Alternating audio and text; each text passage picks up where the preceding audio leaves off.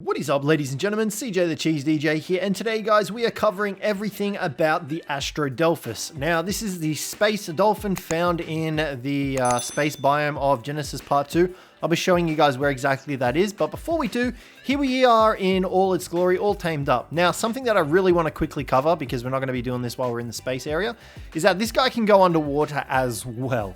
So, I have no idea if it's meant to be intentional, but he can fly underwater.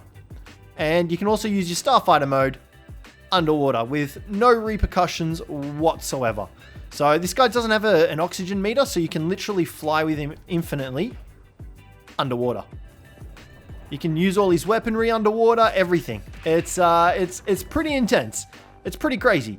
So that being said, yeah, it's pretty nuts. We're going to show you guys where to tame him, how to tame him, and all that stuff. So we'll bring you back in a sec. Alrighty guys, so this guy is found in the space biome. I guess you could call it the space bridge. The coordinates for one entrance of it, I apologize for the continuous moving, are located at about 50-55. So head to this location and you will find a section where you can actually come inside of the areas. And this is also how you transition between the Eden zone and the Rockwell zone. So once you're in here, you'll see that you'll come to a wide bridge that opens up, and on either side you've got space and you've got meteors. So it's a pretty cool area, and here is where you will find your wild Astrodelphises. You will have to look around for them. It's pretty easy, in all honesty, to find them. They just tend to hide, and there's not too many of them out here. You just have to find a pod of them, I guess you would say. Is that what they would be called? A pod of Astrodelphises? All right, so was that one up there? There's one up there. So we're going to jump off here. We are going to stop following. And for this, you will need element. And that is really it. Element and a decent set of armor, because they will try to bite you if you don't pull off the tame successfully. So what you need to do is simply float,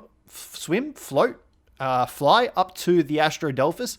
He will get a little bit, well, it will get a little bit inquisitive about you. Hopefully, it should. And then what you want to do is you want to pet it. Now, if you don't pet it in time, it will get a little bit, I don't want to say aggressive, but it'll try to nudge us. So you can see there, we've got the pet, and all you need to do is essentially button mash E until it takes your element for the first time. So I don't believe we got him that time. It is a little bit difficult at the beginning to try and do it when you haven't done it before, because you have to be, really quick and precise. So it's a bit tough, but we're going to come back over to him. And you can pet him multiple times, but the goal here is to pet him on the head, because that is the best spot that I have found to feed the element. And you can see there he nudges you away, so you do need to be careful of that. That will deal damage to you. So we're going to pet him again. We're going to try and get close to him again. Can we, mate? There you go. And you can see there it said put element in last slot to feed. So essentially that is all you need to do in order to tame him. Just need to keep swimming up to him and petting him, and as soon as you pet him, you need to feed him element. So make sure you've got a decent supply of element, and that's pretty much it. You just need to button mash E as soon as you pet him, because that is your signal that he wants to be fed element. So you can see here, if we do it again, take my element, mate. Take my element. I petted you twice. You're lucky. There you go. You can see there. So we did get another bit of element into him. So they are a very tedious tame, but you can see there we are taming him. He is losing a bit of taming effectiveness. That scales off what I believe to be the amount of time it takes you to pet him and feed him the element. That's what I believe, and what I've found out myself through various testing of taming Astrodelphises. But these guys are really awesome once they're tamed up. So you just have to keep repeating this process. They are tedious, but in the end, trust me, they are worth it, because they are the best flyer in the game. So you can see here, we've just petted him. We're going to be petting him again. And we need to get the element into him. Take the element, mate. There you go. So you can see there, we just gave him another 5 element. So you will need a lot of element in order to tame these guys up, but element can be found throughout these meteors. If you haven't seen that, check out my meteors and how to get new ones in, or the how to get element video. So yeah, all right. So that tamed Astrodelphis, I have no idea where I parked my one. Okay, so I found it. So guys, a couple of things. First off, it has a saddle. Now, this saddle is a tech saddle, more or less so, and you acquire it at level 120. So you need to be max level. You need to have ascended at least on a couple of maps, I believe. But yeah, that is the final item of the Genesis Part 2, the Astrodelphis saddle. So you will need to have level 120. You'll also need 140 black pearls, 370 crystal, 55 element, 2,500 metal, and 500 polymer. And that provides them with 45 armor. You cannot ride them without that saddle. So keep that in mind. Now, obviously, once you've got the saddle on, it is a tech saddle. Where did the saddle go? There it is. So you can ride it. You don't have to utilize the tech side of it. However, you are very heavily missing out. So guys, the next part is its basic attacks. Now, you can see down there at the bottom, it says Starfighter mode. We'll go over that in a second. So without Starfighter mode active, he has a couple of abilities. First off, he has a primary attack, which is a simple biting attack. You do this by using your left click mouse button or your triggers on your controllers. That's it. He doesn't have a secondary attack. He doesn't have a C or X ability. However, C and X control his height. So for example, if you want to go up, you hit X or hold it down. If you want to go down, you hit C. And you can see there he's doing that. And that is all he does without activating Starfighter mode. Now, this is where stuff gets super intense. You activate Starfighter mode by hitting your left control key. Now, I believe for consoles, it is the left thumbstick. I'm not 100% sure. You will have to check your controllers. It should be in the options section anyway. Once you hit that left control, Starfighter mode activates. And this mode is absolutely crazy. So it's very similarly to the Tropheonathus. However, better because you have so many more weapon capabilities. Now, first off, his primary attack while in this mode is a laser beam. That's right. You can see here we are able to fire freaking laser beams. Now, you have a couple of options. You can fire it randomly and scattered using the pinpoint bit by just pressing it. However, if you actually hold down your primary attack, you will bring up these little nodules, I guess you'd call them, and this enables you to do a tracking shot. So you saw there, for example, we were able to hone in on the Astrodelphis over there, and it fires and automatically tracks it. So, for example, if we have it on that one, you can see there, if we fire it like that, it will hit the target. So this is absolutely awesome if you're trying to do some PvP or anything like that, because you can hit them at quite a bit of a range. Now, if you decide to not use that, you can still fire the primary attack, and that still does a decent amount of damage. You can see there, it doesn't deal as much damage as the tracking shot, but you can fire it much more rapidly. So that is the primary attack. That is with your left mouse button and your trigger. So guys, the secondary attack allows you to fire grenades out of the Astrodelphis' top cannon. You can see there, we fired the grenade. Now, there are a couple of cool things about this. You can actually detonate the grenade early. So if you repress the secondary attack button again, you will actually detonate the grenade early. So this allows you to control where exactly you want it to hit, which is a pretty cool function. Now, if you don't detonate it manually, it will just detonate at a specific range. Once it comes to the end of its shot, it will detonate. You can see there, we're not pressing it, but it still does have quite a bit of range on it. So keep that in mind if you're going to be using your Astrodelphis for PvP warfare. It's pretty crazy.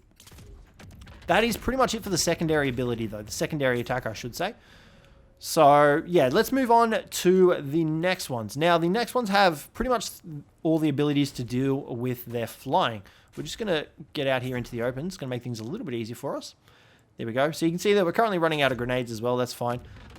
So his next ability are his X and C. Now, X allows you to flip directions. So if you want to change directions, you can hit X and just completely pivot on the point.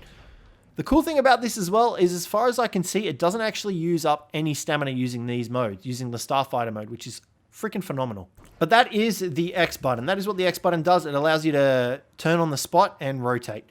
Now, the C button allows you to do a barrel roll in midair. You can see there, that is the C ability button, and it's pretty damn cool. So if you're trying to dodge an attack or something like that, you can always utilize that and get out of the way. Now, he's got a couple other little abilities with movement. If you double tap your direction, so for example, if you want to go right, if you double tap D on your keyboard, he'll do a barrel roll to the right. If you want to go left, you tap your left key and he will do a barrel roll to the left. Now, you have to double tap these, otherwise it won't work. It'll just cause you to do like a little bit of a very drifty sort of ability. So you can see there that we are able to drift, but he's kind of just doing some donuts in there. If you want to do it quickly, you can do that by double tapping your directional keys. So you can see that he's quite a bit of use out of that. Now you can also slow him down as well. So if you want to take your time instead of going fast and like lock onto some stuff and shoot it and everything, all you need to do is hold down your S key or your back key, and that'll cause him to slow down. So it's pretty cool. Now, another fact that I forgot to mention as well is even if you don't lock onto anything, you can still fire these bolts as well. So keep that in mind as well. But you can see here we're able to slow down, go fast, and everything. Now guys, it also has another ability where if you press spacebar, it gives off an electrical discharge.